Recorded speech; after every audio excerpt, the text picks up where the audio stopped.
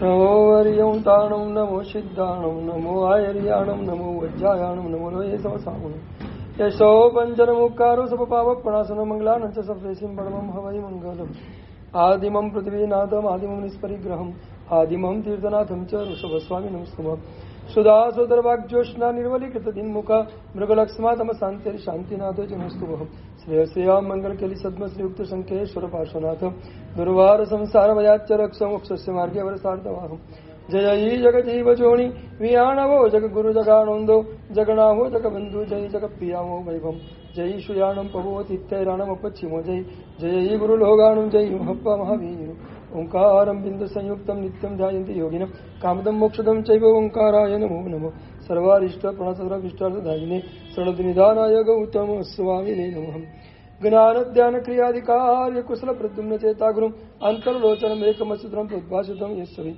ઓંકારેણ સુસેવિત વિચિતમ ઓંકાર સેવાપર સોયમ સૌમ્યમના સદા વિજયતે શ્રી સિદ્ધિસુરીશ્વર સોયમ સૌમ્યમના સદા વિજયતે શ્રી ભદ્રસુરીશ્વર સોયમ સૌમ્યમના સદા વિજયતે શ્રી ઓંકાર સુરીશ્વર સોયમ સૌમ્યમના સદા વિજયતે શ્રી અરવિંદ સુરીશ્વર સોયમ વિજય સુરીશ્વર અજ્ઞાનતિમિરાંતનમ જ્ઞાનમ જનસલાકયા નેત્રમનૃતમ મેન તસ્મૈ શ્રી ગુરવે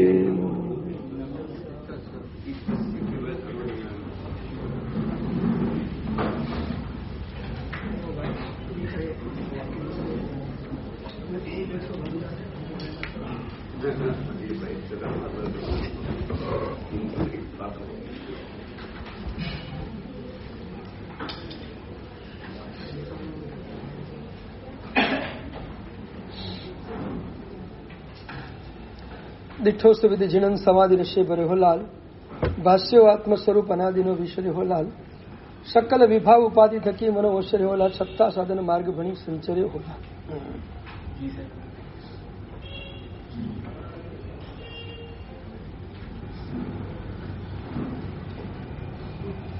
એક સંત એક નગરની બહાર ટેકરી ઉપર રહેતા.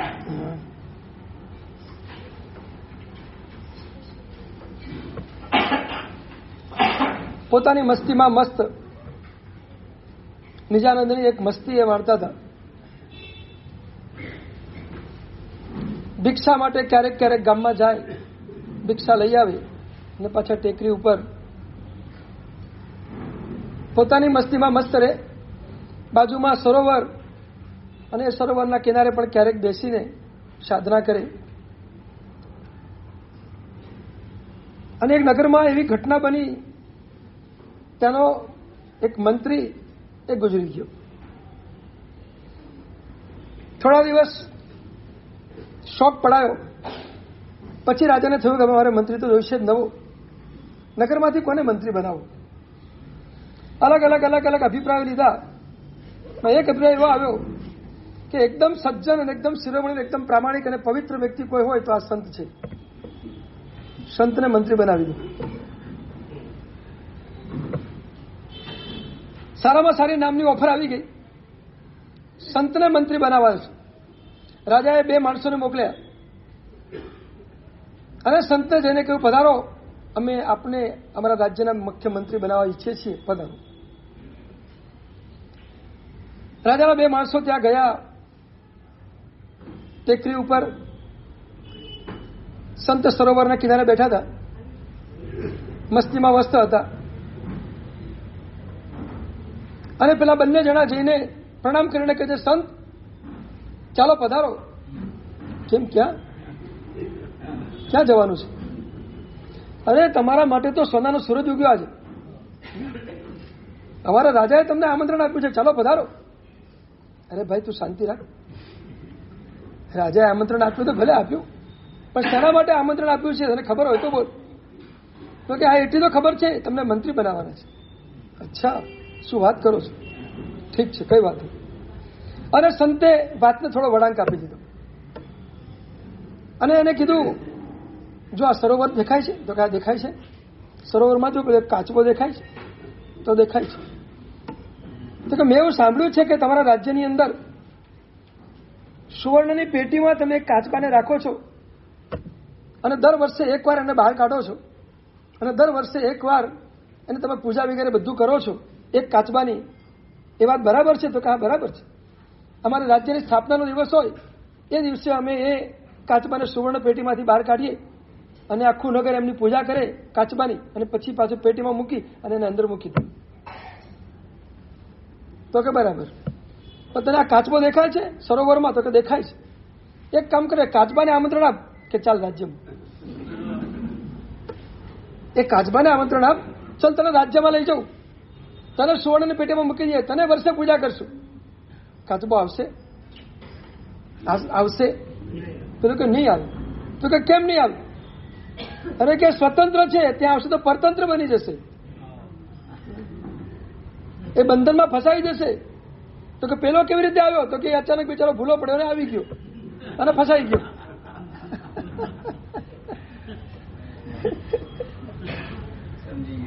અને આ કાચબો નહીં આવે. તો કે હવે તું સમજો, કાચબો જો મૂર્ખો નથી તો હું મૂર્ખો નથી.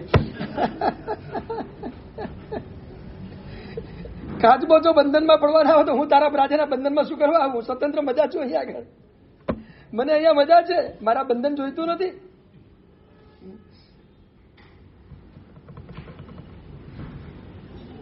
તમને સ્વતંત્રતા ક્યાં લાગે અને પરતંત્રતા ક્યાં લાગે એ બહુ મોટો સવાલ છે. તમે જ્યાં છો ત્યાં પરતંત્ર છો, અને પરતંત્રતામાંથી મારે સ્વતંત્ર બનવું છે, આવો કોઈ વિચાર આવે છે ખરો? પહેલી વાત તો એ છે, પરતંત્રતા લાગે છે સંસારમાં તો બંધનમાં છો એવું લાગે છે કે મુક્ત છો? બંધનમાં છો કે મુક્ત છો?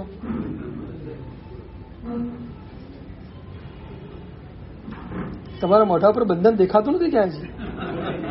બંધનની અસર કોઈ દેખાતી નથી. છે ખરેખર બંધન છે? બાંધ્યા છે કોઈ તમને?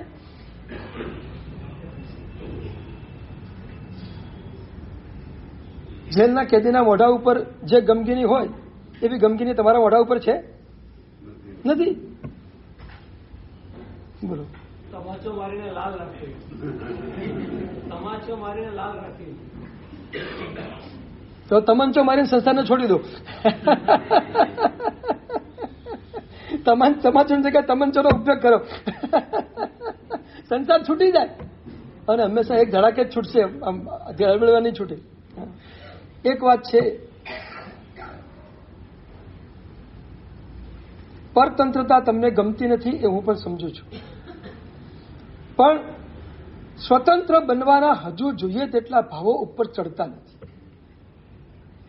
તમે કદાચ એમ માનતા હશો કે સંસારમાં પરતંત્રતા છે, એ કદાચ તમને હજી ખૂટતું પણ હશે, બધું હશે. કારણ કે જે પ્રભુના શાસનને પામ્યો છે એને 100% લાગે કે આ સંસાર એક બંધનરૂપ છે, આમાં માત્ર ગુલામી જ છે ને પરતંત્રતા છે, પરાધીન અવસ્થા છે. આ પરાધીન અવસ્થામાંથી મારે ક્યારે બહાર નીકળવું, આવો ભાવ થોડો ઘણો અંદરથી જાગે પણ ખરો. પણ એક વાત કહું, અનુકૂળતા એ બંધન છે કે પ્રતિકૂળતા એ બંધન છે? તમારો સંસાર અનુકૂળ ચાલે તો તમને બંધન લાગે કે પ્રતિકૂળ ચાલે તો બંધન લાગે?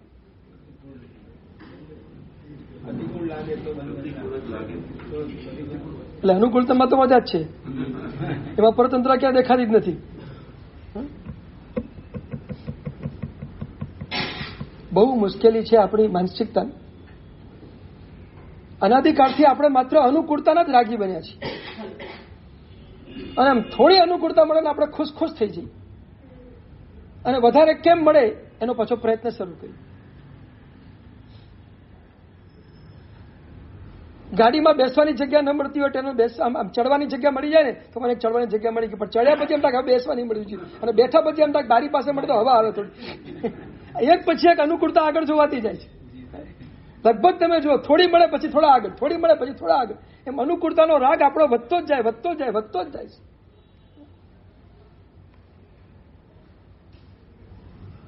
કર્મ ગ્રંથની દૃષ્ટિએ એક મજાની વાત કરું, અનુકૂળતાનો તીવ્ર રાગ એ અનંતાનુબંધી કસાય છે,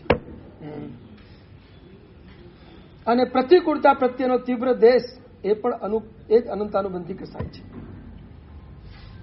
અને આપણને સંસારમાં રખડાવનાર જો કોઈ તત્વ હોય તો અનંતાનુબંધી કસાય છે. અનંતાનુબંધી કસાય અને મિથ્યાત્વની જુગલબંધી છે, બે સાથે જ રહે છે. અનંતાનુબંધી કસાયનું કામ છે તીવ્ર રાગ અને તીવ્ર દ્વેષ પેદા કરવાનું. અનુકૂળતામાં તીવ્ર રાગ ઉત્પન્ન કરે, પ્રતિકૂળતામાં તીવ્ર દ્વેષ ઉત્પન્ન કરે.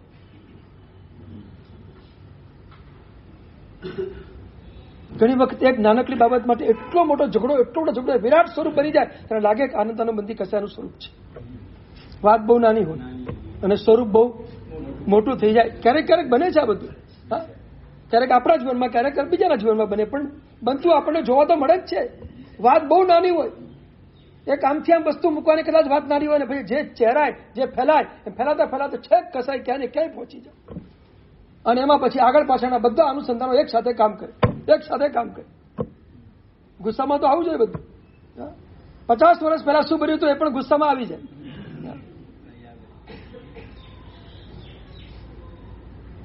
તીવ્ર રાગ અને તીવ્ર દ્વેષ એ અનંતાનુબંધી કસાય છે. અને આ અનંતાનુબંધી કસાય એના ઉપર મિથ્યાત્વ ઉપાદેય બુદ્ધિ કરાવે છે. મિથ્યાત્વનું કામ છે ઉપાદેય બુદ્ધિ કરાવો. આપણા સંગઠન મુજબ જેટલું થઈ શકે એટલું કરીએ આપણે. એ કે પહેલા સંગઠન જેટલું મજબૂત તો ન જ હોય, 7મી નરકમાં જવા જેવું ન હોય. એટલે એના કારણે તો જો થોડોક ગેરફાયદો છે તો થોડોક ફાયદો પણ છે. મોક્ષમાં ન જઈ શકે તો 7મીમાં ન જઈએ એ પણ એક ફાયદો છે. 12મા દેવલોકે ન જઈ શકે, માત્ર 4થામાં જ જઈ શકીએ એટલું નુકસાન પણ છે. નરકમાં બીજી. એટલે જ કેટલોક ફાયદો છે, કેટલુંક નુકસાન છે, બધું ભેગું છે. પણ એક વસ્તુ નક્કી છે કે જે ભાવોને ચડાવવા જોઈએ ચડાવી શકતા નથી એ નુકસાન આપણને છેવટા સંગઠનમાં 100% છે. પણ એક વાત કહું, જેટલું ચડાવી શકાય ભાવોને એટલું ચડાવવા પ્રયત્ન કરો, એટલું તો કરો. એમાં ક્યાં ના પાડે તમને કોઈ? આ કાળમાં પણ ટોપ ક્લાસના ભાવો ચડાવવા તો ચડાવી શકાય. જેને આપણે ટોપ કહીએ, આપણી ભાષામાં જેને ટોપ કહીએ એટલા ભાવો તો આપણે ચડાવી શકીએ ને. આ કાળમાં પણ આરાધના ટોપ ક્લાસની કરવા વાળા છે. એ જેટલે પહોંચ્યા છે 7મા ગુણસ્થાને કે તો આ કાળમાં પણ પહોંચાય છે.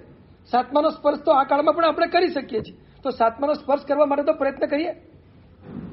ભલે 12મું 13મું ગુંઠણું હમણાં ન આવે, કદાચ જવા દઈએ આપણે એને, પણ 7મા સુધી તો પહોંચાય ને. તો 7મા સુધીનો પહોંચવાનો પુરુષાર્થ તો કરીએ આપણે. મારું છેવટનું સંગ્રહણ છે માટે હું કાંઈ ન કરી શકું એવી માનસિકતા લાવવાની જરૂર નહીં. આપણે તો માનસિકતા એ રાખવાની છે કે હું બધું કરીશ. ભગવાને જે કહ્યું છે બધું મારે કરવાની ભાવના છે ને હું કરીશ. પ્રભુએ મને શક્તિ પણ આપી છે, પ્રભુ મને કરાવે. બસ આ એક ભાવ સાથે આગળ ચાલો તો ચાલશે. એક ઉપવાસ ન કરવા વાળા પણ સિદ્ધિ તપ કરે, આ શક્તિ તો ફરવી જ ને એમને. આટલે સુધી તો પહોંચ્યા ને. તો તમે થોડો સત્તો ફરવો, પહોંચી જશો, વાંધો નહીં આવે.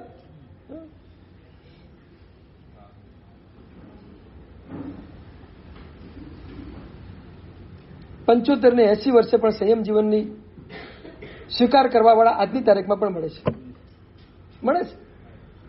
સત્તો ફોરવે છે આત્માઓ અને સંસારમાંથી બહાર નીકળે છે. તમને કદાચ એમ લાગે કે હવે સંસારમાં નકામા થઈ ગયા એટલે અહીં આવે છે. હા, તમારી બુદ્ધિ પાછી એવી ને ક્યાંક ને ક્યાંક પાછી વચમાં આવી જ જાય. હવે શું કામ છે સંસારમાં એમને રહીને, એટલે પછી અહીં આવી ગયા. એમ નહીં, અહીં આવ્યા પછી પાળવાનું કેટલું ખબર તમને? કેટલી પ્રતિકૂળતાઓની વચ્ચે રહેવાનું. એ પ્રતિકૂળતાનો સ્વીકાર કરવાનું જે સત્વ છે ને એ બહુ મહત્વની વાત છે. ઘણી બધી અનુકૂળતાઓ, ઘણી બધી સગવડતાઓનો ત્યાગ કરીને આવવાનું છે. 80 વર્ષની ઉંમરે સગવડતાઓ વધારે જોઈએ અને સંયમ જીવન સ્વીકાર કરીને સગવડતાનો ત્યાગ કરીને આવવાનું છે. એ સૌથી મહત્વની ચીજ છે. એટલે આ કાળમાં આપણે જેટલે પહોંચી શકીએ એટલે પહોંચવા માટે આપણે પૂરેપૂરો પ્રયત્ન કરવો જ છે. અને એમાં જ આપણી નૈતિક પ્રામાણિકતા છે. અને જ્યાં સુધી આ પ્રયત્ન ન કરીએ ત્યાં સુધી લાગે કે હજુ આપણે આપણી નબળાઈનો વિચાર કરી અને નબળાઈમાં જ બેસી રહ્યા છીએ.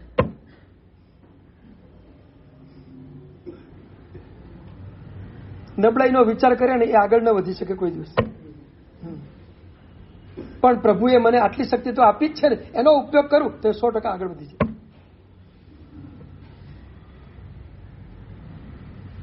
એક કામ કરજો ને, સ્થિતિ ગયો હવે પર્યુષણમાં 28નો વિચાર કરજો. આ લોકોને જોઈને સત્તો ફોરવવાનો વિચાર કરજો કે આપણે કંઈક સત્તો ફોરવીએ. થશે તો ઠીક છે, નહીં થાય તો કઈ નહીં. રોજના પચકાણ છે, ક્યાં આપી દેવાનું છે. ટેક્સ તો લાગતો નથી આમાં કે વાડીનું ભાડું તો 8 વાળે ભરવાનું નથી.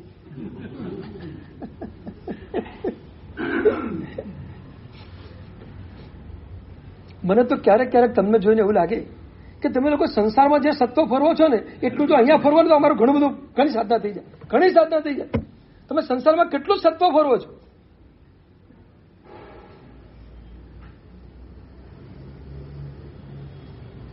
સવારના 9, 9:30, 10 વાગે ઓફિસે જાઓ, છેક રાતના 9 વાગે આવો.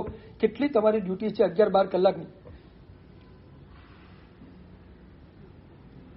અને એમાં કેટલા ટેન્શનો સાથે કામ કરવાનું, કેટલા ટેન્શનો સાથે કામ કરવાનું. આનું પેમેન્ટ આવ્યું કે આવ્યું, આનું કે આવ્યું, આનું ક્યારે આવશે, આનો જવાબ શું દેવો, આને શું દેવો, કેટલી ભાંજગળ, કેટલા વિકલ્પો. આ બધામાં તમે સત્વ ફરવો છો. અને અહીંયા કેમ સત્વ કાચું પડે છે ખબર નથી પડતી. થોડોક સત્વ ફરવાનો પ્રયત્ન કરો, કામ થઈ જશે. ઉપાધ્યાય દેવચંદ્રજી મહારાજ 9મા સ્થાપનની અંદર સકલ વિભાવ ઉપાધિ થકી મને ઓસરી હો લાલ, આ એક પંક્તિમાં બહુ જ ઊંડાણ આપી રહ્યા છે. ઉપાધિ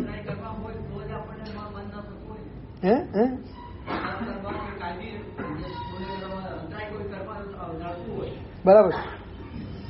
અંતરાય કર્મ નડે છે, ચલો માની લો, પણ અંતરાય કર્મને તોડવાના પ્રયત્ન કરવાના કે નહીં કરવાના? મારું આટલું જ કેવું છે. ચલો માની લઈએ અંતરાય કર્મ છે, નથી થતું, પણ તોડવાના પ્રયત્ન કરવાના કે નહીં કરવાના?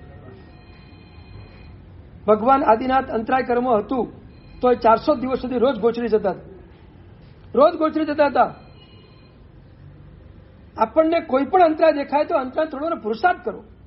એક વસ્તુ યાદ રાખજો, અંતરાય છે માટે થતું નથી એવો વિચાર કરવા કરતા અંતરાયને તોડી શકાય છે અને કામ કરી શકાય છે આવો વિચાર કરો.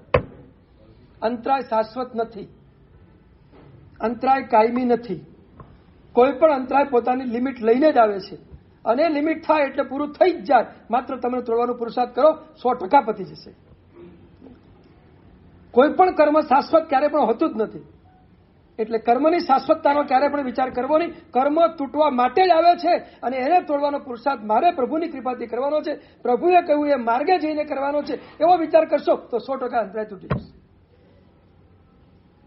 પણ તોડવા માટે થોડીક તો મહેનત કરવી પડશે. પ્રયત્ન કરો, તૂટી જાય. અને ફરી એક કહી દઉં, જે ક્ષેત્રનો અંતરાય હોય ને એક ક્ષેત્રમાં પુરુષાર્થ કરો તો એક ક્ષેત્રનો અંતરાય જલ્દી તૂટે, જલ્દી તૂટે.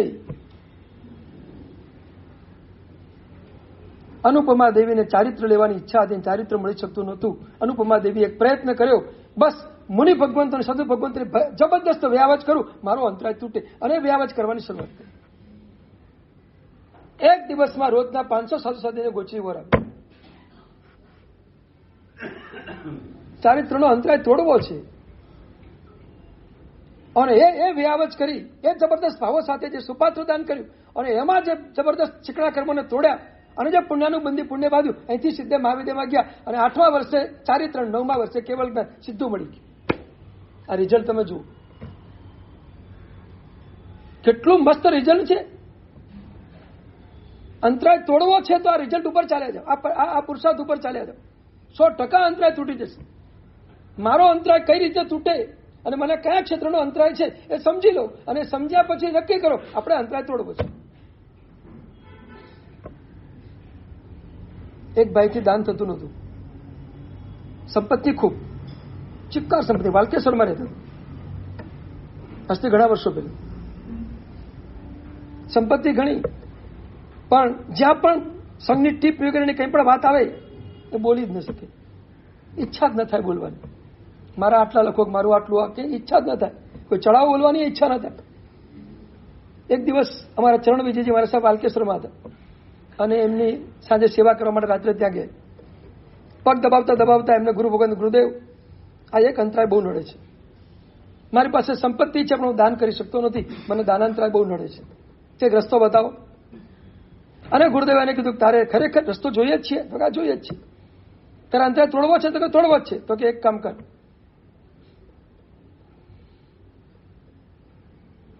તારાથી દાન ન થતું હોય તો તું મને કહી દે, તારા વતી હું બધા પૈસા લખાઈ દઈશ, ભરવાના તારે. તો કે ગુરુદેવ આજથી તમને બધી સત્તા આપી, તમને સત્તા આપી, તમને જ્યાં ઠીક લાગે ત્યાં જેટલા લખાવો એટલા મારા નામે લખાઈ દેજો, અને તમે લખાવશો એટલે હું આવીને ભરી દઈશ. અને ત્યારથી ગુરુદેવ પ્રયોગ શરૂ કર્યો. 2, 3, 4 વખત એના નામે લખાઈ દીધા. પેલો ભરી ગયો. પછી કીધું હવે તું લખાવ. પછી એને ઉત્સાહ જાગ્યો, હવે હું લખાવું. અને પછી અઢળક દાન કરતો થઈ ગયો. આ રીતે અંતરાય તૂટે.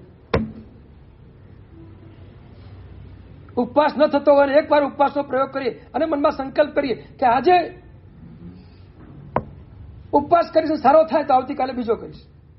અમારા ભદ્રંકર શ્રી મારે સારો થાય. 99 વર્ષની ઉંમર સુધી એમને સંયમ જીવનની પાલના કરી. ચારિત્રના ચુસ્ત પ્રખર ચારિત્ર છોડવા મળી કહેવાય. ક્યાંય કોઈ જાતનો દોષ ન લાગે એની પૂરી કાળજી, પૂરી સાવધાની રાખી. માનસિક રીતે પણ દોષ ન લાગે એ રીતે મનને પણ પૂરું ટ્રીટ કરેલું.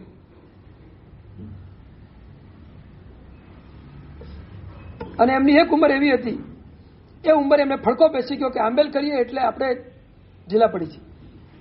આંબેલ કરીએ એટલે માથું દુખે, માથું દુખે એટલે સ્વાધ્યાય ન થાય, આંબેલ કરીએ ઉલટી જેવું થાય, આંબેલ કરીએ એટલે આમ થાય. પછી મનમાં ગ્રંથિ બેસી ગઈ, આંબેલ કરીએ ને આમ થાય, આંબેલ કરીએ એકાદ વખત થઈ ગયું હશે કદાચ, એટલે મનમાં ગાંઠ વાળી નાખી.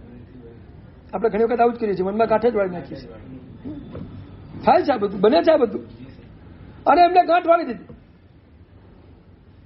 એમાં 14નો દિવસ બધા જ એમના ગુરુ ભગવાન બધા શિષ્યોની સાથે જ દેરાસર દર્શન કરવા જાય.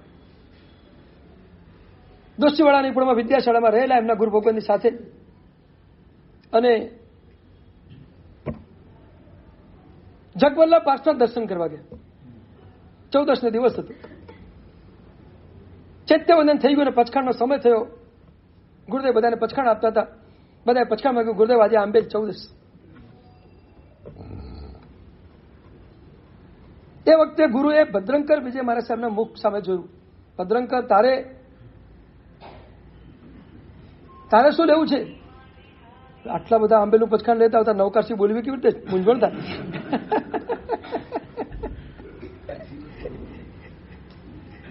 ગુરુદેવ, આંબેલ થશે? હા, આપની કપાતી થઈ જશે, જોઈએ, સારું લઈ લે.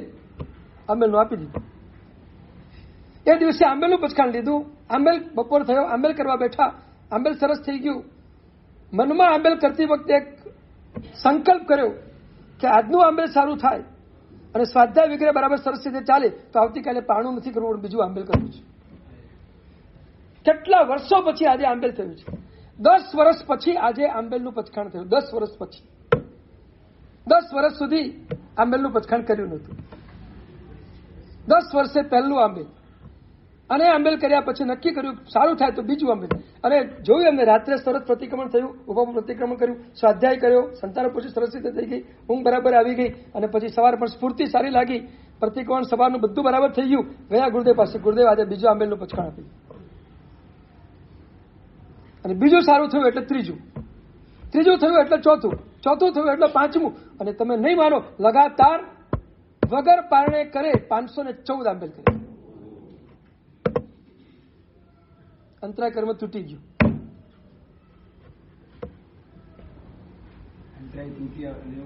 અને 100 ઓળી થઈ ગઈ એમના જીવનમાં. 100 ઓળી ઉપર એમને ઓળીઓ કરી. વર્ધમાન તપોનિધિ. અંતરાય તોડવા માટેનો પુરુષાર્થ આપણે કરવો પડશે. બેસી રહીશું તો કામ નહીં ચાલે. એક વસ્તુ યાદ રાખજો, હા, કોઈ પણ કર્મ છે એને તોડવું તો પડશે જ. સાચું પૂછો ને, ખરેખર તમને આપણી માનસિકતાની અંદરની એકદમ સિક્રેટ વાત કરી દઉં આજે. માનસિકતાની એકદમ સિક્રેટ વાત. હા, કોઈ પણ અંતરાય કર્મ નડે છે એના કરતા આપણને આપણી સુખ બુદ્ધિ વધારે નડે છે. આ સિક્રેટ વાત છે એકદમ. હા, મને અનુકૂળતા જોઈએ ને મારી અનુકૂળતા, બસ આ અનુકૂળતા પ્રત્યેની જે સુખ બુદ્ધિ છે ને એ સુખ બુદ્ધિ આપણને વચમાં અંતરાય કર્મ લાવી દે છે. આ જ છે, આ જ માનસિકતા છે. એક વાર ફેલ જઈએ, બીજી વાર કરીએ, ત્રીજી વાર કરીએ નહીં. એક વાર થોડું ઓછું થયું એટલે પતી ગયું. આપણી અનુકૂળતા તૂટી ગઈ એટલે સુખ બુદ્ધિ આવી ગઈ. હવે આપણાથી આ ન થાય, મનમાં ગાંઠ વાળી નાખી. શું ન થાય? પણ એક વાર તો બીજી વાર કરો, ત્રીજી વાર કરો. ધંધામાં એક વાર ફેલ થયો, બીજી વાર પ્રયોગ કરીએ, ત્રીજી વાર પ્રયોગ, ચોથી વાર પ્રયોગ કરીએ. એમ કરતા કરતા આગળ વધો. ત્યાં તમે કેટલું સત્વ ભરો છો, ત્યાં કેટલો પુરુષાર્થ કરો છો. અહીંયા કેમ પુરુષાર્થ નથી થતો? માનસિક તમે નબળા કેમ પડી જાઓ છો? સુખની બુદ્ધિ તમને નબળા પાડે છે. ધર્મ સાધના કરવામાં નબળો કોઈ પણ પાડતી હોય તો સુખની બુદ્ધિ નબળા પાડે છે. અને અનાધિકારથી આ સુખની બુદ્ધિ આપણે લઈને બેઠા છીએ ને, એટલા માટે ધાર્મિક ક્ષેત્રમાં જેટલા જોઈએ એટલા જોશબંધ રીતે આગળ જઈ શકાતું નથી.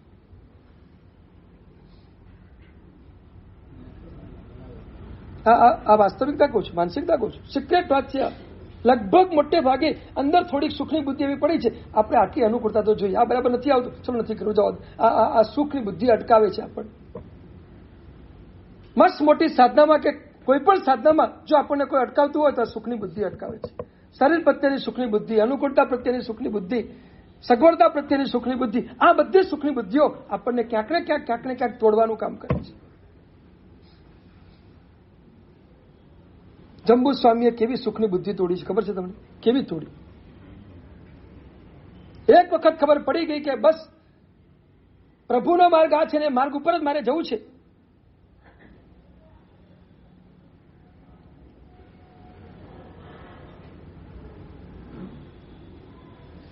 ચારિત્ર લેવાની તૈયારી કરી. શુદ્રમાં સમય ભગવાન પાસે જઈ આવ્યા. ભગવાને કીધું માતા પિતાની અનુજ્ઞા લઈ આવ, અને અનુજ્ઞા લેવા ગયા. માતા પિતાએ માત્ર એટલી જ વાત કરી, 8 કન્યાઓ સાથે તારું વ્યભિચાર થઈ ગયું, સગપણ થઈ ગયું છે. હવે એકવાર તું લગ્ન કરી લે, પછી બીજી દિવસે જે કરવું હોય તે કરજે. આજે બહુ સંવાદમાં નહીં જવું.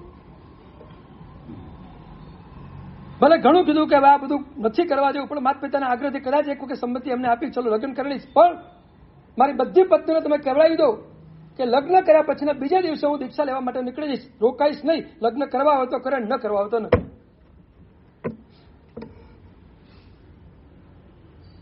આવો કિસ્સો જીન શાસનમાં કદાચ નહીં બન્યો બીજો કોઈ. હા, કન્ડિશન. બંને બધી 8 પત્નીઓને લગ્ન કરવા હોય તો કરે. બીજે દિવસે હું દીક્ષા લેવા માટે નીકળીશ. એમને આવું તો ભલે મારે માર્ગે આવે, ન તો પછી આ ઘરમાં રહે, આપણો સંબંધ પૂરો. લગ્ન કર્યા પછી બીજે દિવસે સંબંધ પૂરો થઈ જાય એવા લગ્ન કોણ કરે? મને કહો તો ખરા.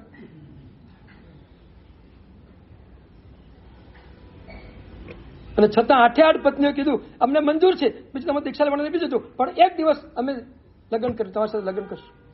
એક દિવસ તો એક દિવસ, બીજે દિવસે નીકળી જજો. 8 કેટલી મક્કમ હશે.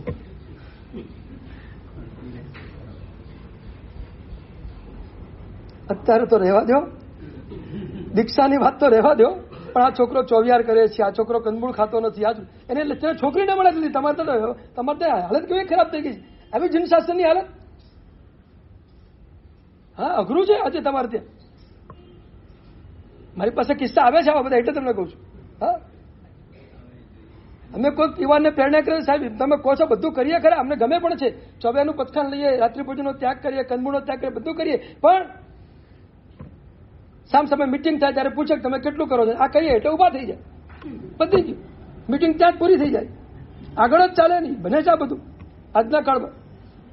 તમારી ચોઈસ શું છે મને સમજાતી નથી. બોલો. ચારિત્ર મૌન્ય કર્મના ઉદયના કારણે સંસારમાં રહેવું પડે તો સંસારની તમારી ચોઈસ કઈ? પાત્ર માટેની ચોઈસ કઈ?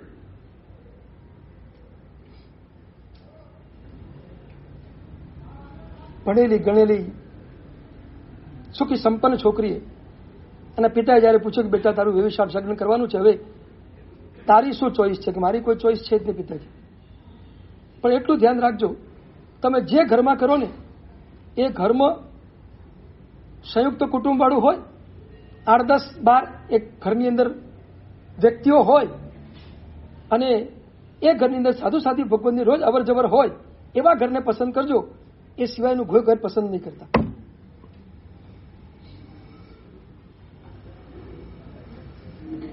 કારણ કે આપણા કુટુંબમાં આવી રીતે હું રહેલી છું એટલે મને ત્યાં એવી રીતે ફાવશે, મને વિભક્તમાં નહીં ફાવે. મને જ્યાં સાધુ સાધી ભગવાનની અવર જવર રહી હોય ત્યાં મને વ્યવહાર જ કરાવીને મને નહીં ફાવે. મારા માટે પાત્ર શોધો તો આવું જ શોધજો કે જ્યાં બધું થતું હોય એવું ઘર મારે જોઈએ છે, બાકી બીજું ઘર મારે નહીં ચાલે. તમારી છોકરી આવી ઓફર કરશે અત્યારે? બોલો, કેવી ઓફર આવે તમારે ત્યાં? છોકરીની પસંદગી શું હોય?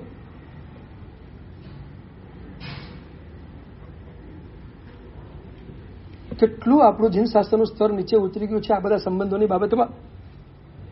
અમને તો ક્યારેક ક્યારેક આ બધી સાંભળીને વ્યથા થાય, વ્યથા કે આ મારા પ્રભુનું શાસન અને આ મારા પ્રભુના શાસનના શ્રાવક શ્રાવિકાઓ, એમનો પરિવાર, એમના સંતાનો આટલે નીચે ઉતરી ગયા, આટલે બધે નીચે ઉતરી ગયા. પાત્ર કયું પસંદ કરવું છે એની બાબતમાં પણ આટલી બધી છેક નીચાઈ. નથી લાગતું કે બહુ વિચારવા જેવું છે?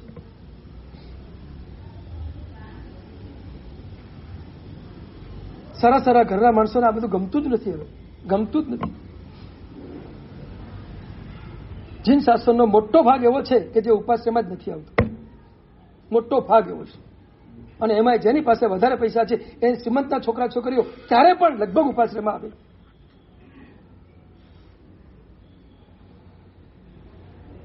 આ તમારું શિક્ષણ, આ તમારી સંપત્તિ તમને ક્યાં લઈ જઈ રહી છે? એક માતા પિતા તરીકે તમે થોડુંક તો ઊંડાણથી વિચારો. નાની ઉંમરથી તમે એને આવવાના ટેવ નથી પાડીને માટે મોટી ઉંમરમાં એ ક્યારે આવતો જ નથી, આવતો જ નથી, નજીક જ ના આવે.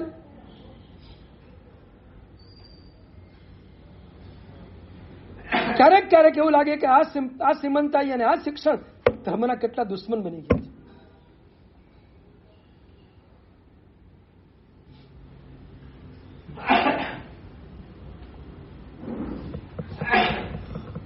જંબુ સામે કહેવાય દીધું, બીજા દિવસે હું દીક્ષા લઈ લઈશ, તમારે લગ્ન કરવા હોય તો કરો, ન કરવા હોય તો ન કરો.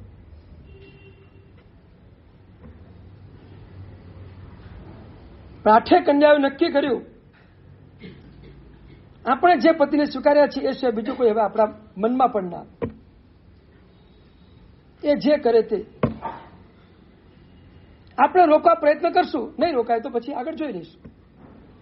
માનસિકતા લઈને જ આવ્યા છે 8 જણા. એમને ખબર જ છે કે આ નીકળી જ જવાના છે આવતીકાલ, છતાં લગ્ન કર્યા ને. અને લગ્નની પહેલી રાત્રે જંબુકુમાર પોતાની 8 પતિઓને સામે બેસાડીને સમજાવી રહ્યા છે કે સંસાર કેમ છોડવા જેવો છે. આ સંસારમાં ક્યાંય સુખ બુદ્ધિ રાખવા જેવી નથી. આ વાત જંબુકુમાર પોતાની 8 પતિને સમજાવે છે. આમાં ક્યાંય સુખ બુદ્ધિ નથી. શિષ્યએ ગુરુને પ્રશ્ન કર્યો,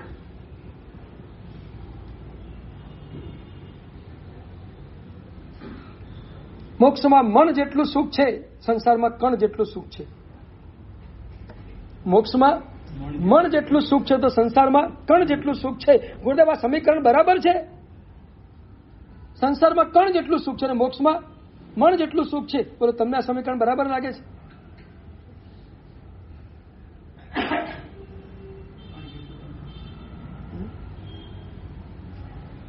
કણ જેટલું નહીં, થોડું થોડું છે બધું.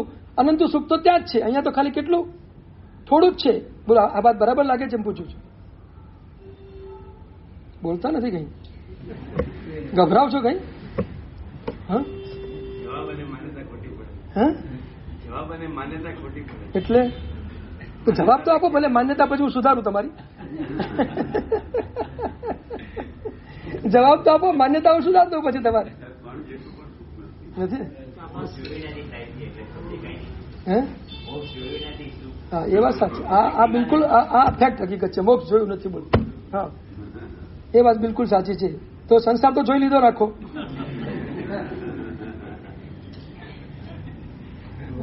તો સંસારના અનુભવ બોલો, મોક્ષના અનુભવ અમે કહીશું, બીજું શું?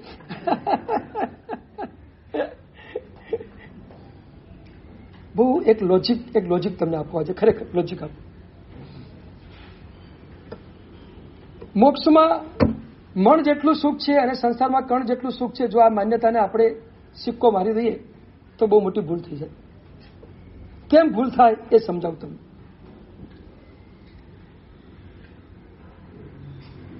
અહીંયા કણ જેટલું સુખ છે અને મોક્ષમાં મણ જેટલું સુખ છે, એ તો બધું બરાબર. ચલો એ સિક્કો મારી દઈએ તો તકલીફ ક્યાં આવે બતાવું તમને. અહીંથી જ આપણે જયારે મોક્ષમાં જઈએ ત્યારે આ કણ જેટલું સુખ તો મૂકીને જવાનું ને. એક લોજિક બરાબર એક રાખો. આ કણ જેટલું સુખ તો મૂકીને જવાનું ને. હા, તો એનો અર્થ એ થયો કે કણ જેટલું સુખ ત્યાં ઓછું ખરું કે નહીં? તો મોક્ષ તો સંપૂર્ણ સુખ છે, એમાં ક્યાંય ઓછાશ તો છે નહીં. એ વર્તુળમાં ક્યાંય કોઈ સેટ પણ ખાંચો તો પડેલો છે નહીં. મોક્ષનું સુખ એટલે આખું એક વર્તુળ છે, અને મોક્ષનું સુખ સંપૂર્ણ સુખ છે. સંપૂર્ણ એટલે આખું એક વર્તુળ છે, પૂર્ણ. હવે તમે જો એમ કહો કે સંસારમાં કણ જેટલું સુખ છે અને મોક્ષમાં મણ જેટલું છે, તો એનો અર્થ એ થયો કણ છોડીને મણમાં જવાનું, એટલે કણ તો ઓછું થયું ને, એટલે ત્યાં એટલું તો ઓછું થયું ને. એનો અર્થ એ થયો કે ત્યાં વર્તુળમાં થોડો ખાંચો પડી ગયો, અને મોક્ષના વર્તુળમાં સુખમાં કોઈ ખાંચો નથી, એ તો નક્કી જ છે. પૂર્ણતામાં કઈ ખાંચો છે? પૂર્ણ સુખ છે, તો ત્યાં પૂર્ણ સુખ છે, એનો મતલબ એ છે કે અહીંયા કઈ છે જ નહીં. અહીંયા કઈક છે માનો તો ત્યાં એટલો ખાંચો એટલું ઓછું થાય જ. એટલે લોજિક જો બરાબર સમજો, ગુરુએ એમ કીધું કે બેટા કણ જેટલું સુખ પણ સંસારમાં નથી. કેમ? એ છોડી મોક્ષમાં જવાનું છે, પાછું ત્યાં એટલું ઓછું લાગે. લોજિક સમજાય છે બરાબર તમને? એટલે હવે તમને સમજાય છે કે આ કણ જેટલું પણ સુખ નથી એમ. જંબુકુમાર હાથ સમજાવે છે એની પત્નીઓને. જંબુકુમાર પત્નીઓને હાથ સમજાવે છે કણ જેટલું પણ સુખ નથી. જે કઈ છે બધું પોતાનામાં જ છે, પોતાના છે, બહાર બીજે ક્યાંય સુખ છે જ નહીં. માણવું હોય તો અંદર જ જાઓ, બાકી બહાર ક્યાં સુખને માણી શકાય છે જ. જંબુકુમાર ક્લિયર છે વાતમાં, એટલે 11 ને સમજાવી રહ્યા છે. અને એમની આ સમજાવટ ચાલી રહી છે, અને એક ઘટના બીજી બની છે. સાથે સાથે પહેલું નવી એક ઘટના બીજી બની.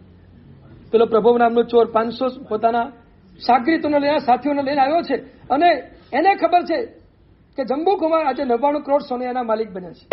99 કરોડ, 11 કરોડ એની પાસે હતા, અને બધી પત્ની 11 કરોડ લઈને આવી છે.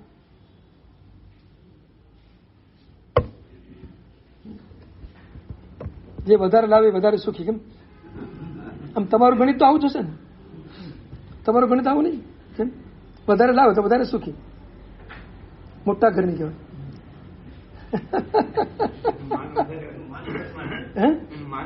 હા, માન સન્માન તમે ખૂબ આપો. એને નથી આપતા, એની સંપત્તિને જોઈને આપો છો. તકલીફ જ આ છે. ક્યારેક કપડાને માન આપો, ક્યારેક સંપત્તિને માન આપો, ક્યારેક કોઈક એના કાર્યને માન આપો. ક્યાંક બધી જગ્યાએ તમારે અલગ અલગ માન આપવાની પદ્ધતિઓ છે બધી. પણ સ્વભાવને માન આપ્યું કોઈ દિવસ? એનો સ્વભાવ કેટલા ગુણોથી યુક્ત છે, એ સ્વભાવને માન આપો, અને એ રીતે માન આપશો ને તો બાકીના બધા માન નીકળી જશે. માન સ્વભાવને આપો.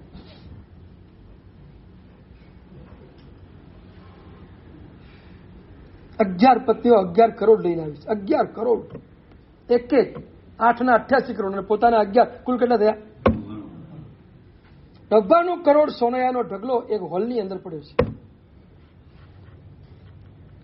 કોઈ પેટીમાં પેક નથી, કોઈ તિજોરીમાં પેક નથી, બધું હોલમાં પડ્યું છે. કારણ કે આજ તો લઈને આવ્યા છે, અને હજી એને હરખો કરવાનો કોઈ ટાઈમ તો મળ્યો નથી, અને રાત્રે સીધી વાત ઉચકાઈ ગઈ છે આગળની. જંબુકુમાર તો એક જ રસ છે, તૈયાર કરવું અને બધાને લઈને નીકળી જવું. આ 99 પ્રત્યેનો દ્રષ્ટિ ક્યાં છે? એમ 99 કરોડ ઉપર કોઈ દ્રષ્ટિ નથી. 99 કરોડ પ્રત્યે ઠેકાણે મૂકી દેવું, આમ કરું તેમ કરું, કોઈ વાત દ્રષ્ટિ જ નથી એના ઉપર. 99 કરોડ સાથે મારે શું લેવા દેવા છે? આ જંબુકુમાર છે.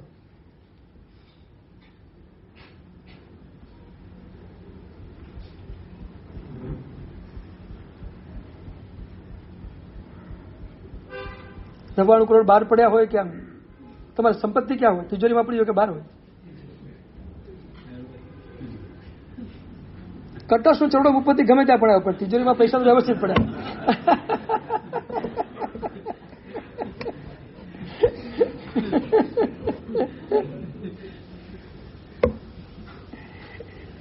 કે મારે ઊંચાઈની વાત કરવી છે, હું નીચે ઉતરી જવું છું, પણ હવે થોડીક તમારી સાથે જરા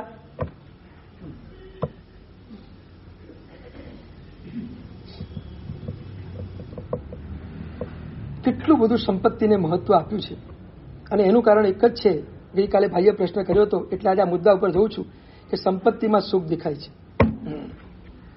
ગઈકાલે વાત કરી હતી, તારો પ્રશ્ન હતો, આજે પ્રશ્ન માટે લઈ આવ્યો છું. કાલનો વિષય અલગ હતો, એટલે બધું આ વિષય હમણાં નથી છેડો.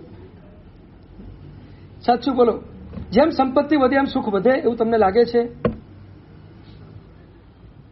સંપત્તિમાં સુખની બુદ્ધિ છે, ચલો છે, આગળ વધો. જેમ સંપત્તિ વધે એમ સુખ વધે એવું તમે અનુભવી શકો છો? હા, કઈ રીતે વધે મને બતાવો. ચાલો, બરાબર છે, બરાબર છે. ફ્લેટ અને ગાડીથી તમે સુખી છો? કે ફ્લેટ અને ગાડી મળવા છતાં તમે તમારા મન સાથે સમાધાન કરો છો, માટે સુખી છો. એક વસ્તુ મને બતાવી. જેટલાને ફ્લેટો મળે છે, જેટલા ગાડીઓ મળે છે, બધા સુખી છે એવું નક્કી? જેની પાસે એક ઘર, એક સભ્ય દીઠ ગાડી હોય એ બધા વધુ સુખી એવું નક્કી?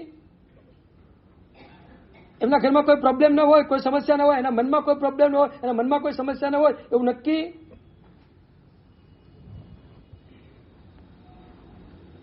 તમે જે સમીકરણ કહો એ સમીકરણ ઉપર હું ચાલુ. તમે એમ કહો કે ફ્લેટ અને બંગલાથી ને ગાડીથી એ સુખી છે તો એના ઉપર ચાલુ. હે? સરળતા શેમાં આવે? હે?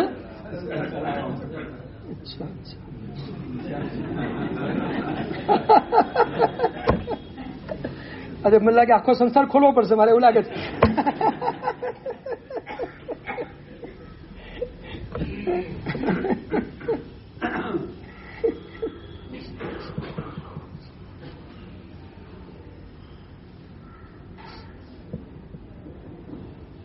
સંસાર ચલાવવામાં સરળતા વધુ હોય એટલા માટે સરળતા એવું માનવું તમારું? વહીવટ વધારે કરવો પડે એનું દુઃખ ભેગું નહીં? જેટલું તમે વધારો કરો એટલું તમારું માનસિક ટેન્શન વધે કે ઘટે એટલું પૂછી લો. ભલે તમને કદાચ સરળતા મળે, સગવડતા મળે, એ બધું મળે કદાચ, પણ એની સાથે સાથે માનસિક ટેન્શન કેટલું વધે એ પૂછી લો. હે? લાગતું નથી. બરાબર છે.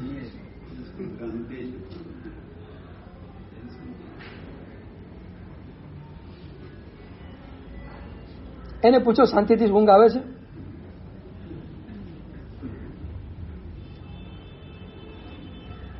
અને ઊંઘ શાંતિથી ના આવે.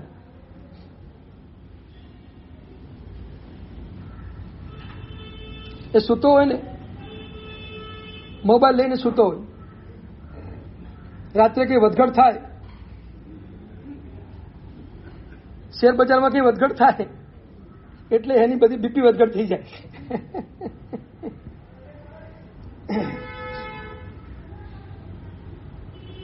સંપત્તિ વધે એટલે સુખ વધે ને, આ આપણી ખરેખર એક માનસિક ભ્રમણા છે.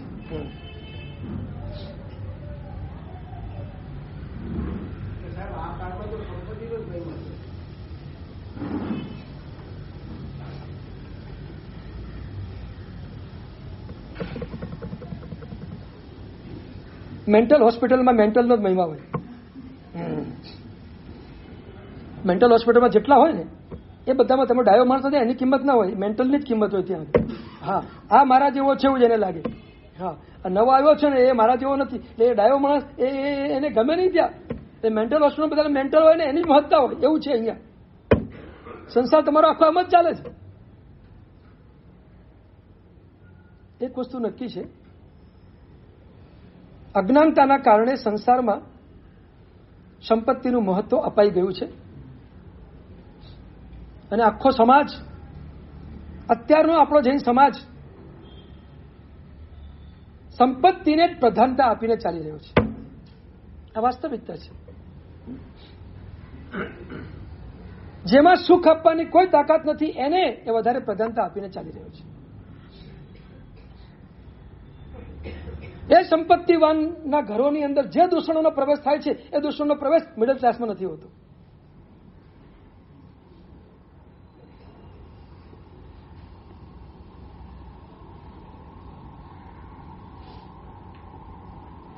અને ફરી તમને પૂછું, સંપત્તિ વાળા ઘરમાં કેન્સર ના આવે કોઈ ગેરંટી ખરી? કોઈ ગેરંટી ખરી? સંપત્તિ વાળાને કોઈ રોગ ન લાગે એવી કોઈ ગેરંટી ખરી?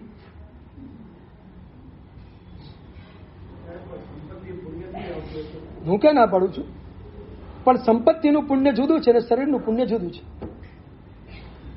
સંપત્તિનું પુણ્ય શરીર સાથે કોઈ સંબંધિત નથી.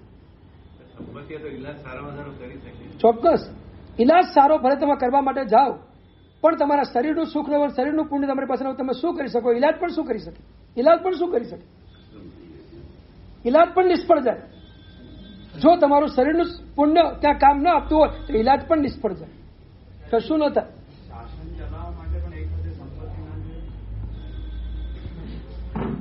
શાસન ચલાવવા માટે, સંપત્તિ શાસન ચલાવવા માટે તમારી પાસે ઉદારતા જોઈએ.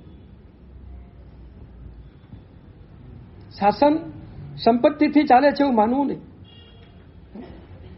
ઠીક છે, વ્યવસ્થા માટે કેટલીક વસ્તુઓ જોઈએ એ બરાબર છે, પણ શાસન કે સંપત્તિથી ચાલે છે એવું એકાંતે નિયમ નથી.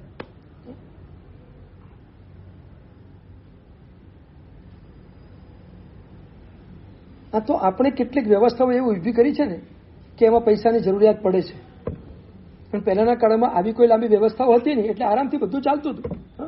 જો પહેલાના કાળમાં કોઈ આંબે શાળાઓ નથી, પહેલાના કાળમાં કોઈ ભોજન શાળાઓ નથી, બધું જ ઘરે થતું હતું. હવે તમે ઘરે બંધ કર્યું એટલા માટે સંઘે વ્યવસ્થા ઉભી કરી, સંઘે વ્યવસ્થા ઉભી કરી માટે સંઘે પૈસાની જરૂર પડી. સંઘે પૈસાની જરૂર શું કરવા પડે?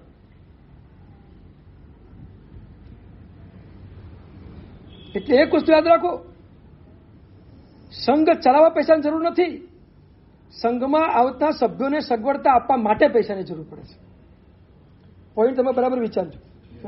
તમને સગવડતા આપી છે ને માટે પૈસાની જરૂર પડે છે, બાકી સંઘને ચલાવવા પૈસાની જરૂર ક્યાં છે?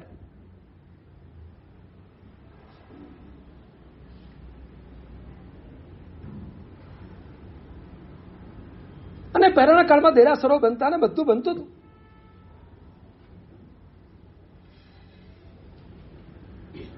જેની પાસે હોય એ પૈસા ખર્ચે, ન હોય તો આરામથી એને અનુમોદના કરીને અનુમોદનાનો લાભ ઉઠાવે.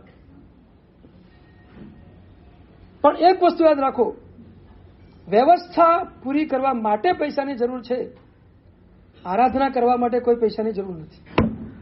તમે એમ પૂછું, સામયિક કરવા માટે કેટલા પૈસાની જરૂર પડે? પતિવણ કરવા માટે કેટલા પૈસાની જરૂર પડે? ઔષધ કરવા માટે કેટલા પૈસાની જરૂર પડે? તમે આરાધનાના ક્ષેત્રમાં તમે વિચાર કરો, આરાધના માટે કેટલી જરૂર પડે, કેટલા પૈસાની જરૂર પડે? આ જે કંઈ જરૂર પડે છે ને એ તમારી વ્યવસ્થા સાચવવા માટે પૈસાની જરૂર પડે છે. બાકી પોતાની વ્યક્તિગત આરાધના કરવી હોય તો એમાં પૈસાની ક્યાં જરૂરત છે? તો સંઘ આરાધનાથી ચાલે કે સંઘ પૈસાથી ચાલે? હવે બોલો. એટલે તકલીફ શું થઈ છે, અત્યારનું માળખું આખું બદલાઈ ગયું છે. માળખું બદલાઈ ગયું છે ને માટે આપણને પૈસાની વધારે જરૂરિયાત લાગે છે. અને એના કરતા પણ શું થયું છે, હવેનો કાળ એટલો બધો પલટાઈ ગયો છે કે જે વ્યક્તિ પૈસા વધારે ખર્ચે એની મહાનતા આપણને વધારે દેખાય છે. જે વ્યક્તિ આરાધના કરે એની મહાનતા આપણને દેખાતી નથી. તકલીફ આપણી ત્યાં ઊભી થઈ છે. આપણી દ્રષ્ટિ જ બદલાઈ ગઈ છે. તો દ્રષ્ટિમાં જયારે અજ્ઞાનતા આવી જાય ત્યારે અજ્ઞાની દ્રષ્ટિનું મહત્વ ક્યારે પણ જીન શાસનમાં હોય નહીં, અને એનું એ માપદંડ ન બની શકે. એટલે સંપત્તિ એ સંઘ ચલાવવા માટેનું માપદંડ નથી, આરાધના એ સંઘનું માપદંડ છે. આમ સામાન્ય રીતે તમને પૂછું, જે સંઘમાં આરાધના સારી થાય એ સંઘના ગુણગાન ગવાય કે જે સંઘમાં સંપત્તિ બેલેન્સમાં વધારે હોય એ સંઘના ગુણગાન ગવાય? પ્રોગ્રામ એટલે આરાધનાનો પ્રોગ્રામ કે બીજા કઈ પ્રોગ્રામ? કે જમણવારના પ્રોગ્રામ ખાલી? તમે છે ને મારે બહુ મેં કીધું આજે બધું ખુલ્લું કરવું પડશે મારે વધારે. હા હકીકત છે. આટલા જમણવાર થયા, આટલી મીઠાઈ, આટલું એનું માપદંડ છે, સંઘની આરાધનાનું માપદંડ છે. સંઘ હંમેશા આરાધનાથી શોભે. જેટલી આરાધના સંઘમાં વધુ થાય એટલો સંઘ વધારે ઉત્તમ કહેવાય, વધારે પવિત્ર કહેવાય અને વધારે ગુણિયલ કહેવાય. જે સંઘમાં પૈસા વધારે ખર્ચાય એની ઉત્તમતા નથી, ઉત્તમતા એની આરાધનાથી છે સંઘની. આ સંઘમાં આટલી આરાધના થાય છે એ રીતે એની અનુમોદના થાય. બોલો, અનુમોદના છે ને ત્યાં મને કહો તમે. આ જ છે ને, આ વસ્તુ બરાબર કે નહીં? આ તો આપણી દ્રષ્ટિ બદલાઈ ગઈ છે. માપદંડો આપણે આપણી દ્રષ્ટિના બદલી નાખ્યા છે, માટે ખોટા માપદંડોથી આપણે કોઈકની માપણી કરી રહ્યા છીએ. સંઘની માપણી પૈસાથી ન કરો, સંઘની માપણી આરાધનાથી કરો. સંઘની મહાનતા આરાધનામાં છે, સંઘની મહાનતા માત્ર પૈસામાં નથી.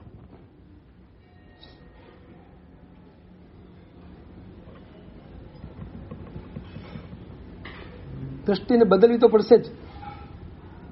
નહીં તો શું થશે ખબર છે? દરેક જગ્યાએ પૈસો ઘૂસી જશે. અને અત્યારે એ જ થયું છે. દરેક જગ્યાએ પૈસો જ ઘૂસી ગયો છે, પૈસો જ માપદંડ બની ગયો છે. આજ તો મોટી આપણી નબળાઈ છે. આપણે પૈસાથી સંઘની મહાનતા જોઈ રહ્યા છીએ. કયા સંઘમાં કેટલા પૈસા ખર્ચાયા એના કારણે એ સંઘ મહાન છે, પતી ગયું. કોઈ પણ સત્કાર ભગવંતોએ ક્યારે પણ કોઈ પણ સંઘનું મહાનતા પૈસાથી ક્યારે પણ આંકી નથી. કોઈ પણ શાસ્ત્ર પાઠ મને લાવીને આપો, હું તમને ઇનામ આપી દઉં. ક્યાંય પૈસાથી કોઈ સંઘની મહાનતા શાસ્ત્ર કરે આપી નથી. સંઘ મહાન એ જ છે જે સંઘમાં જબરદસ્ત આરાધના થાય, જે સંઘમાં પાપ ત્યાગની પ્રવૃત્તિઓ ચાલે, જે સંઘમાં વીરતીની પ્રવૃત્તિઓ ચાલે. સંઘ મહાન ક્યાંથી? વીરતીની પ્રવૃત્તિથી સંઘ મહાન છે. પણ આ વાત તો આપણે ભૂલી જ ગયા છીએ સાહેબ. આપણી દ્રષ્ટિમાં આખું જુદું જ આવી રહ્યું છે અને એટલે આપણે પૈસાને વધારે મહત્વ આપી રહ્યા છીએ. તકલીફ આ જ છે. એટલે ખોટા માર્ગ ઉપર ચાલી રહ્યા છે. બહુ ચેન્જ કરવા જેવું બધું છે.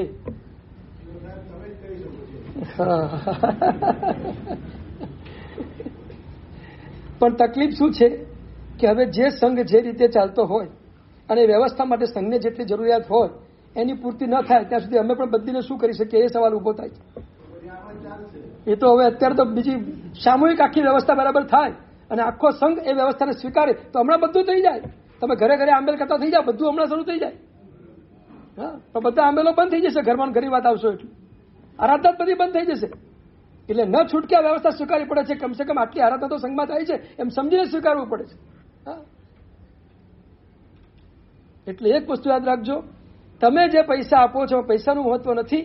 એ પૈસાથી જે સંઘમાં આરાધનાનું સરસ મજાનું સર્કલ ચાલી રહ્યું છે એ આરાધનાનું સર્કલ ચાલે છે એનું મહત્વ છે. પૈસાની કિંમત નહીં આપતા. બસ તમે તમારી દ્રષ્ટિમાં આટલું ચેન્જ લાવી દો. ભલે તમે પૈસા ઉદારતાથી આપો, ના નથી, સંઘને જોઈએ એટલા આપો, જોઈએ એના કરતા વધારે આપો, જે કરવું એ કરો, પણ તમારી દ્રષ્ટિમાં એ ભાવ લાવી દો કે આના દ્વારા મારા સંઘની આરાધના ચાલે છે, એનો લાભ એ મારા માટે સૌથી કિંમતી છે. પૈસાની કિંમત નથી, આરાધના થાય છે એ મારા મન મહત્વનું છે. આટલી મહત્તા તમે આરાધનાને લાવી દો, તમારી દ્રષ્ટિમાં ચેન્જ આવી જશે.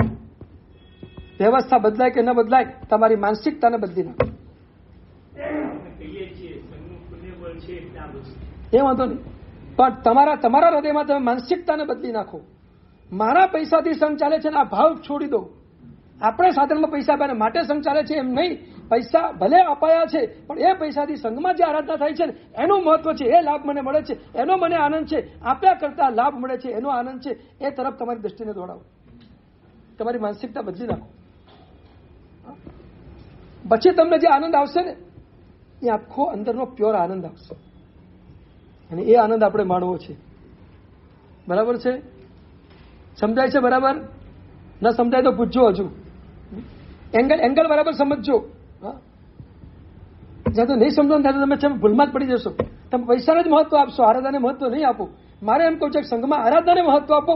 પૈસા આના કારણે સગવડતા સચવાય છે એ લાભ તમને મળે છે, પણ તમને આરાધનાનો લાભ મળે છે. પૈસા આપવાથી લાભ કોનો મળે છે?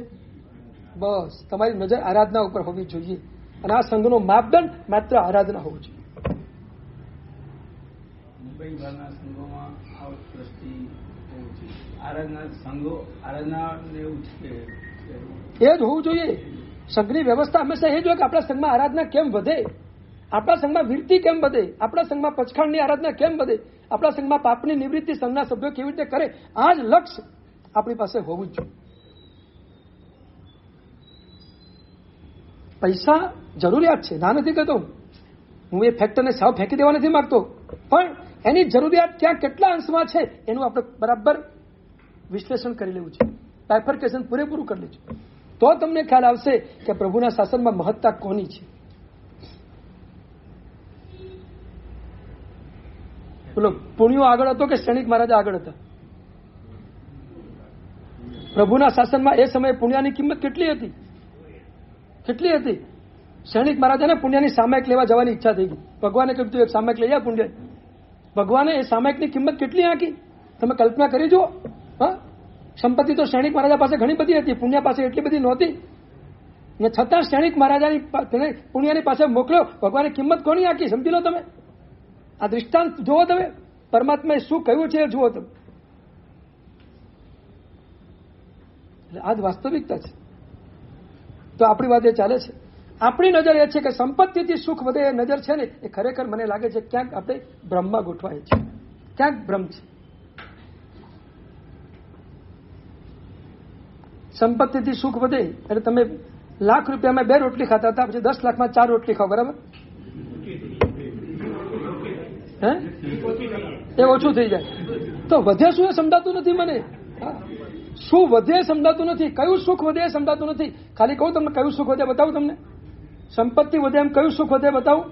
સંપત્તિ વધે એમ તમારું અહંકારની માન્યતાનું સુખ વધે, આટલું જ છે, બીજું કઈ નથી. આવે જોઈએ કેટલું. પેલા પતિ પત્ની 2 જણા હતા અને બંગલો હતો મોટો, લગભગ 20-25 રૂમો હશે બંગલા, અને હતા 2 જ જણા. એટલે કોઈકે આવી પૂછ્યું, તમે 2 જ જણા છો, આટલી બધી રૂમ શું કરવાની? તો અમારા 2 માટે તો 2 રૂમ કાપી છે, પણ બીજાને બતાવવા માટે તો 23 રૂમ જોઈએ ને બીજી. આ મુશ્કેલી છે. માત્ર બતાવવા માટે જ છે. આખો સમાજ બતાવવાના માર્ગમાં જ ચાલ્યો છે. એની તો બધી રામાયણ ને ભાંજગડ છે. આને આટલું છે, મારે આટલું હોવું જોઈએ, બસ આ બતાવવાની ઈચ્છા છે.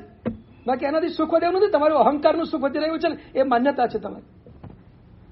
શરીરનું સુખ વધતું નથી. ચલો તમે સગવડતાનું સુખ કહો, તો સગવડતા તો છે ને લાખ રૂપિયામાં એટલી મળે છે.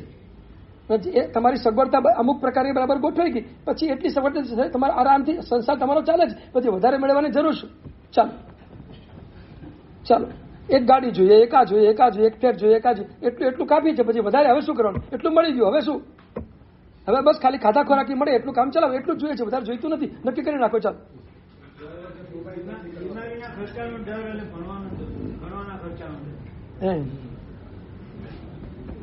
આ વિષય એટલો બધો લાંબો છે, અને મારે છે ને 3જી ઉપાધિ આ જ લેવાની છે.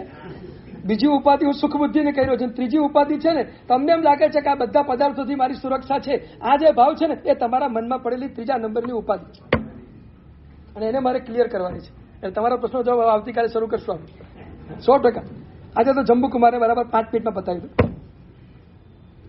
પ્રભુ ચોર આવ્યો છે, 99 કરોડ સોનાયા એમને પડ્યા છે, અને એ સોનાયા પડ્યા છે એ વખતે એને હાથ લગાવવાની શરૂઆત થાય છે, અને એને અવાજ આવે છે.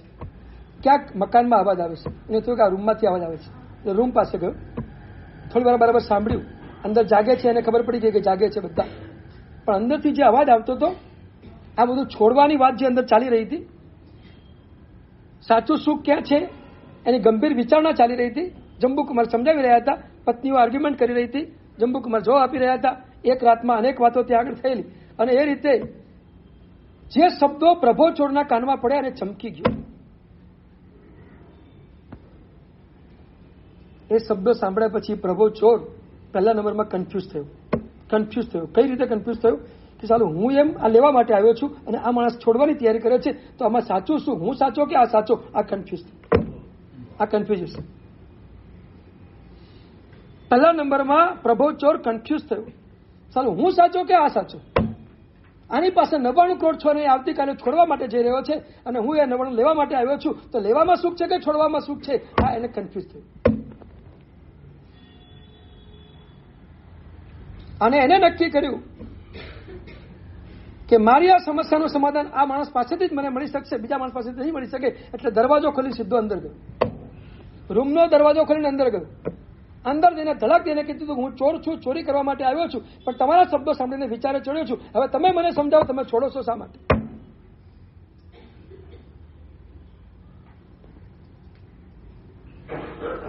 અને જંબુકુમારે એને સમજાવ્યું, આખું ગણિત સમજાવ્યું. પ્રભુ શાસનનું આખું વ્યવસ્થિત ગણિત હતું. બધું સમજી દીધું, સુખ ક્યાં છે, ક્યાંથી મેળવવાનું છે, આ બધી ભ્રમણાઓ છે, બધું જંબુકુમારે સમજાવ્યું. અને એને સમજી લીધું બરાબર. અને પછી એ કન્વિન્સ થયો, તમારી વાત સાચી છે, હું એને સ્વીકારું છું. જંબુકુમારની વાત પ્રભો ચોરે સ્વીકારી, મારી તમે તો સ્વીકારો.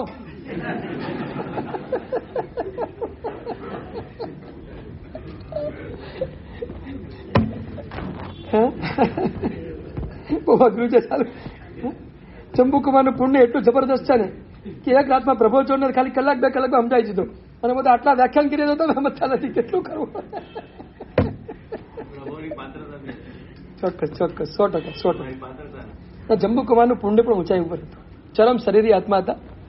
એ જ ભવમાં કેવલ જ્ઞાન પામીને મોક્ષમાં જવાવાળા આત્મા હતા. એટલે એની પણ એક પુણ્યની ઊંચાઈ હતી, એમની પણ પોતાની એક પાત્રતા હતી. એનો પણ મોહનીય કર્મનો જબરદસ્ત ક્ષયોપસમ હતો. એટલે તો આવા ભાવ પ્રત્યે આ ભાવ પ્રત્યે પણ કેવી રીતે ક્ષયોપસમ વગર, મોહનીય કર્મના ક્ષયોપસમ વગર આ ભાવો અંદરથી ક્યારે પણ આવે પણ.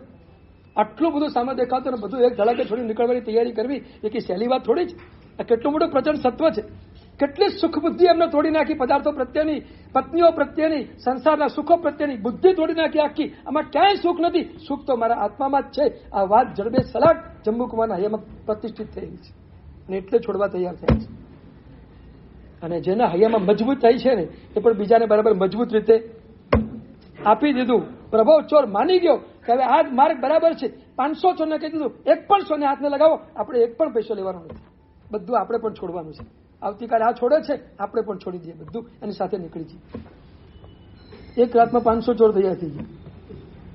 500 ની પણ પાત્રતા કેવી હશે? પ્રભુએ સાંભળ્યું છે, 500 તો સાંભળવાય નથી આવ્યા. 500 તો નક્કી કર્યું કે આપણો માલિક જે કરે બધું આપણે કરવું.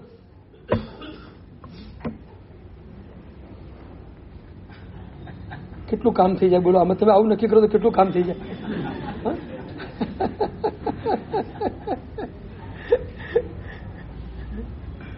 અને પત્નીઓ પણ બધી માની ગઈ. સવારે 527 નો વરઘોડો નીકળ્યો દીક્ષા માટે. 500 ચોર, 8 પત્નીના માતા પિતા એટલે 16 જણા એ, અને જંબુકુમારના માતા પિતા બધું, અને જંબુકુમાર બધું થઈને 527. આંકડો ગણી લેજો પાકો તમે. થઈ ગયો? 527 જણાનો સવારે વરઘોડો નીકળ્યો. આપણે કારતક સુદ પૂનમે કેટલાનો કાઢશું?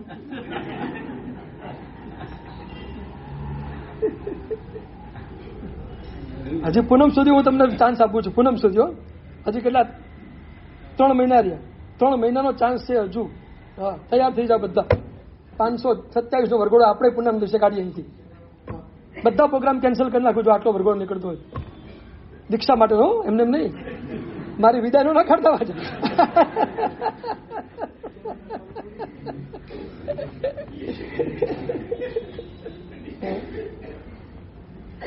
સુખ બુદ્ધિ તોડવી છે. જંબુકુમારે જે રીતે આટલી સંપત્તિ ને આટલી બધી અનુકૂળતાઓની વચ્ચે પણ આ સંસારના પદાર્થો અને આ સંસારના સુખ પ્રત્યે જે સુખ બુદ્ધિ તોડી નાખી અને બધું છોડીને નીકળી જવા માટે તૈયાર થઈને નીકળી ગયા અને કેવલ જ્ઞાન પામીને મોક્ષમાં પણ પધારી ગયા. આ બધા મહાપુરુષો આપણને એક આદર્શ, એથી શિક્ષા, એક શિખામણ આપણને આપીને ગયા છે કે જે માર્ગે અમે ચાલ્યા છીએ એ જ માર્ગે તમારે પણ ચાલવાનું છે. જો તમને મોક્ષનું સુખ ગમી ગયું હોય અને સંસારનું સુખ જો તમને અકળાવનારું બની ગયું હોય, સુખ બુદ્ધિ તમારી જો તૂટી ગઈ હોય, તો બધું છોડીને માર્ગ ઉપર આવી જાઓ. તો બીજા નંબરની ઉપાધિ સુખ બુદ્ધિ એ આપણે તોડવી છે. જંબુકુમાર સરસ મજાનું આદર્શ એક દૃષ્ટાંત એના માટે આપણી સામે છે, કારણ કે બધી અનુકૂળતાઓનો ત્યાગ કરી રહ્યા છે. જંબુકુમારના પુણ્યમાં કોઈ કચાશ છે? જંબુકુમારના પુણ્યમાં કોઈ કચાશ છે? એક પત્ની નથી માનતી, માતા નથી, પિતા નથી માનતા, સંપત્તિ ઓછી છે, કશું જ નથી, બધું અટલ જ છે. ઉલટું વધારે થઈ રહ્યું છે, વધારે આવી રહ્યું છે. પણ છતાં એ બધા પુણ્યને ઠુકરાવીને આ સત્વના અને પરાક્રમના માર્ગ ઉપર જંબુસ્વામી જયારે નીકળી રહ્યા છે ત્યારે લાગે કે આ સંસારમાં કાંઈ નથી. આ બધા મૂર્ખાઓ તો નહોતા, અત્યંત બુદ્ધિશાળી હતા. બસ એટલે બહુ જ સમજણપૂર્વક એમને માર્ગનો સ્વીકાર કર્યો છે કે અજ્ઞાનતાપૂર્વક માર્ગનો સ્વીકાર નથી કર્યો. એની સામે આખો સંસાર તમારો અજ્ઞાનતાપૂર્વક ચાલે છે. એટલે જ કહેવું પડે છે અજ્ઞાનતા છે ત્યાં સુખ બુદ્ધિ છે, જ્યાં જ્ઞાન છે ત્યાં સુખ બુદ્ધિ ક્યારે પણ આ પદાર્થોમાં હોઈ શકતી નથી. આટલી વાત આજે રાખીએ. કાલે કયો પ્રશ્ન બાકી રહ્યો મારે? સુરક્ષા. ઠીક છે, આવતીકાલે સુરક્ષાના પ્રશ્નો પર આપણે આગળ ચાલશું.